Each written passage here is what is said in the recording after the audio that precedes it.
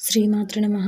సింహరాశిలో ఆ 2 గ్రహాలు, ఈ 4 రాశుల వారికి తీవ్ర కష్టాలు, ఆ రాశుల వారిని గురించి, వారికి కలగబోతున్న ఆ కష్టాలను గురించి, వాటి నుండి బయటపడడానికి వారు తీసుకోవాల్సిన ఆ జాగ్రత్తలను గురించి ఈ వీడియోలో ఇప్పుడు వివరంగా తెలుసుకుందాం.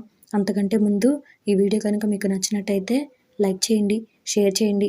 అలాగే మరెన్నో ఇలాంటి ఆధ్యాత్మిక విషయాల కోసం మన ఛానల్ని సబ్స్క్రైబ్ చేసుకోండి.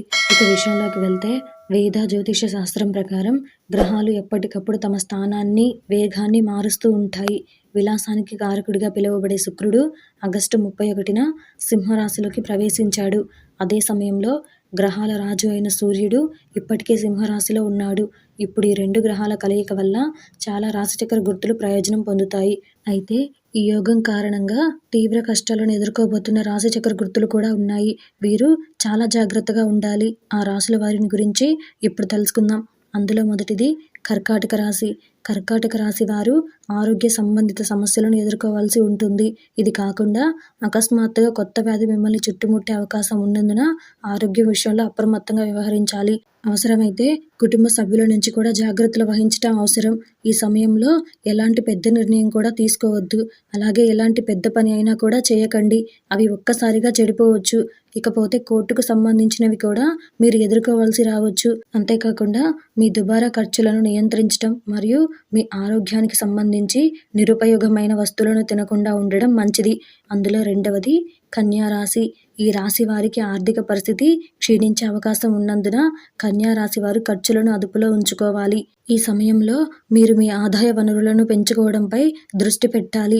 ఈ సమయంలో వాహనం కొనుగోలు చేయడం గురించి ఆలోచించవద్దు. అలాగే డబ్బు లేకపోవడం వల్ల చాలా ముఖ్యమైన ఇంటి పనులు కూడా ఆగిపోతాయి. దాని కారణంగా గ్రహబాధల పరిస్థితి ఏర్పడుతుంది. అటువంటి పరిస్థితుల్లో ఈ కష్ట సమయాన్ని సహనంతో గడపవలసి ఉంటుంది. అందులో మూడవది కుంభరాశి.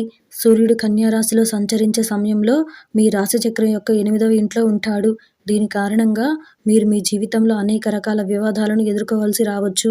కాబట్టి అవసరం లేని చోట మౌనంగా ఉండడమే మంచిది. అలాగే ఈ కాలంలో మీరు ఎలాంటి చట్టవిరుద్ధమైన కార్యకలాపాలకైనా సరే దూరంగా ఉండడం మంచిది. మరోవైపు మీరు ఆరోగ్యం గురించి మాట్లాడినట్లయితే ఈ సమయంలో మీ పాత సమస్య కారణంగా మీరు ఆకస్మిక సమస్యలను ఎదుర్కోవాల్సి ఉంటుంది. కాబట్టి మంచి ఆహారం తీసుకోండి మరియు మీ ఆరోగ్యాన్ని మెరుగుపరచడానికి సకాలంలో చర్యలు తీసుకోండి.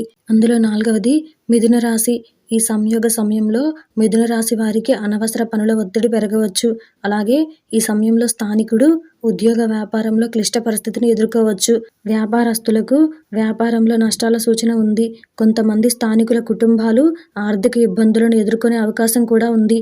అటువంటి పరిస్థితుల్లో సోదరులు మరియు సోదరీమణులు ఒకరికొకరు సహాయం చేసుకుంటారు మరియు ఈ కష్టకాలం నుండి బయటపడతారు.